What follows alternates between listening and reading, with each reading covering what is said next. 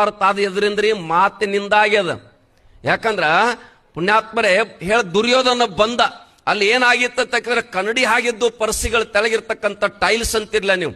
ಬಹುತೇಕ ಅವನಿಗೆ ಏನ್ ಹಾಕ್ಬಿಡ್ತಿರ್ತಕ್ಕಂದ್ರೆ ತುಪ್ಪದ ಹಾಗವೆಲ್ಲ ಮಿಸ್ತಿದ್ದು. ಎಣ್ಣೆ ಬಿದ್ದತೆ ತಿಳ್ಕೊಂಡು ದಾಟ್ಲಿಕ್ಕೆ ಹೋದ. ಅವಾಗ ದ್ರೌಪದಿ ಸುಮ್ಮರ್ಲಿಲ್ಲ. ಅಂಧಸ್ಯ ಪುತ್ರ ಅಂಧ ಅಂತಕ್ಕಂಥ ಮಾತು ಹೇಳಿಬಿಟ್ಲು. ಅದೇ ಪುಣ್ಯಾತ್ಮರೇ ಮಾತ ಮಹಾಭಾರತಕ್ಕೆ ಕಾರಣ ಆಯ್ತು ಅಂತಕ್ಕಂಥ ಮಾತು ಹೇಳ್ತಾರೆ. ಅದಕ್ಕೆ ಬಸವಣ್ಣ ಹೇಳಿರ್ತಕ್ಕಂಥ ಸೂತ್ರ ಏನು ಅಂತ ಕೇಳಿದ್ರ, ಉಸಿಯ ನುಡಿಯಲು ಬೇಡ, ಸುಳ್ಳು ಹೇಳಲಿಕ್ಕೆ ಹೋಗ್ಬೇಡಪ್ಪ. ಸತ್ಯ ಹರಿಶ್ಚಂದ್ರ ಏನ್ ಮಾಡಿದ? ಸತ್ಯಕ್ಕಾಗಿ ಪುಣ್ಯಾತ್ಮರೇ ಅವನ ಉಸಿರನ್ನು ಕೂಡ ಎಂತ ಕಷ್ಟ ಬಂದ್ರು ಕೂಡ ಮಾಡಿಕೊಂಡ ಹೆಂಡತಿಯನ್ನು ಮಾರಿಬಿಟ್ಟ. ಕೊನೆಗೆ ಮಗನ ತೀರಿದಂತ ಸಂದರ್ಭದೊಳಗೆ ಸ್ಮಶಾನದಲ್ಲಿ ಮಗನನ್ನ ತಂದು ಬಿದ್ದಿರ್ತಕ್ಕಂಥ ಕಟ್ಟಿಗೆಯನ್ನು ಜೋಡಿಸಿ ಶವ ಸಂಸ್ಕಾರ ಮಾಡ್ತಕ್ಕಂಥ ಸಂದರ್ಭದೊಳಗ ಆ ಪುಣ್ಯಾತ್ಮ ಕೇಳ್ತಾನ, ಇಲ್ಲಿ ಕರ ತುಂಬಬೇಕು, ಬಾಡಿಗೆ ತುಂಬಿದಾಗ ಮಾತ್ರ ಈ ಹೆಣದ ಅಂತ್ಯವನ್ನು ಮಾಡ್ಲಿಕ್ಕೆ ಸಾಧ್ಯದ, ಪರ್ಮಿಷನ್ ಕೊಡಕ್ ಬರ್ತದೆ ಇಲ್ಲಂದ. ನನ್ನ ಬಲ್ಲಿ ಏನು ದುಡ್ಡಿಲ್ಲ, ಏನ್ ಕೊಡ್ಲಿ ಅಂದ. ಎದಕ್ಕಾಗಿ? ಸತ್ಯಕ್ಕಾಗಿ.